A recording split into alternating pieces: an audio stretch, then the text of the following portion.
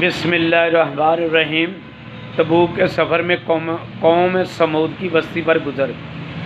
غزوہ تبوک مشہور غزوہ ہے اور نبی اکرم صلی اللہ علیہ وسلم کا آخری غزوہ ہے۔ حضور اقدس صلی اللہ علیہ وسلم کو اطلاع ملی کہ روم کا بادشاہ مدینہ منورہ پر حملہ کرنے کا ارادہ کر رہا ہے اور بہت بڑا لشکر لے کر آ رہا ہے۔ شام کے راستے میں سے مدینے کو آ رہا ہے اور اس پر خبر 5 رجب 9 عیسوی کو نبی اکرم صلی اللہ علیہ وسلم اس کے مقابلے کے لیے مدینہ طیبہ سے روانہ ہو گئے۔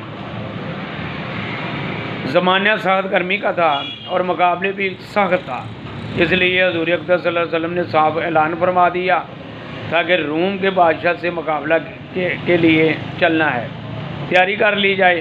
حضور صلی اللہ علیہ وسلم نے خود اس کے لیے چندہ فرمایا، شروع کیا۔ یہی لڑائی ہے جس میں حضرت ابوبکر صدیق رضی اللہ تعالیٰ عنہ گھر کا سارا سامان لے آئے، اور جب ان سے پوچھا گیا کہ گھر والوں کے لیے کیا جوڑا تو فرمایا ان کے لیے اللہ اور اس کے رسول کو جوڑ آیا۔ حضرت عمر رضی اللہ تعالیٰ عنہ گھر کے پورے سامان میں سے آدھا لے آئے، جس کا قصہ میں آتا ہے حضرت عثمان غنی رضی اللہ تعالیٰ عنہ نے 1/3 لشکر کا پورا سامان مہیا فرمایا، اور اسی طرح ہر شخص اپنی حیثیت سے زیادہ ہی لایا۔ اس کے باوجود چونکہ عام طور سے تنگی تھی، اس لیے 10 آدمی ایک اونٹ پر تھے۔ نبوت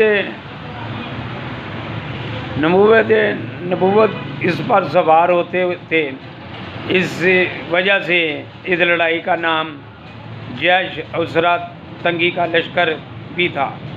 یہ لڑائی نہایت ہی سخت تھی، سفر دور کا تھا اور موسم بھی اس قدر سخت گرمی کی انتہا نہیں تھی، اور اس کے ساتھ مدینہ طیبہ میں کھجور کے پکنے کا زمانہ زور پر تھا۔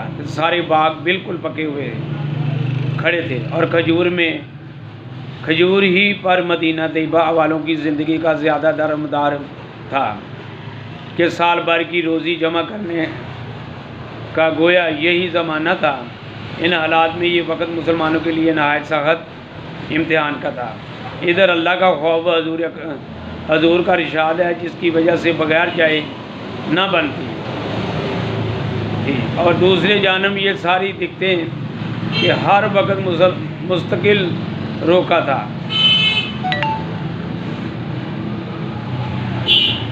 بلاخصوص سال بھر کی محنت اور آپ کے پکے درختوں کو یوں بے یاروگار مددگار چھوڑنا جانا جتنا مشکل تھا وہ ظاہر ہے، مگر اس سب کے باوجود اللہ کا خوف ان حضرات پر غالب تھا۔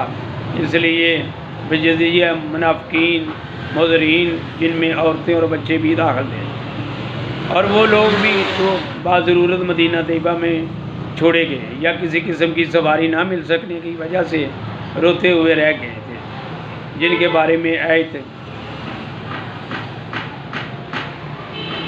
نازل ہوئی، اور سب کی حضرات ہم رکاب تھے، البتہ 3 حضرات بلا عذر کے شریک نہیں تھے، جن کا قصہ آ رہا ہے۔ راستے میں قوم سمود کی بستی پر گزر ہوا تو حضور اقدس صلی اللہ علیہ وسلم نے دامن سے اپنے چہرہ انور کو ڈھانک لیا اور اونٹنی کو تیز کر دیا۔ صحابہ رضی اللہ تعالیٰ عنہ کو بھی حکم فرمایا کہ یہاں سے تیز چلو۔ ظالموں کی بستیوں میں سے روتے ہوئے گزرا اور اس سے ڈرتے ہوئے گزرو کہ تم پر بھی خدا نخواستہ کو عذاب کہیں نازل نہ ہو جائے جو ان پر نازل ہوا تھا۔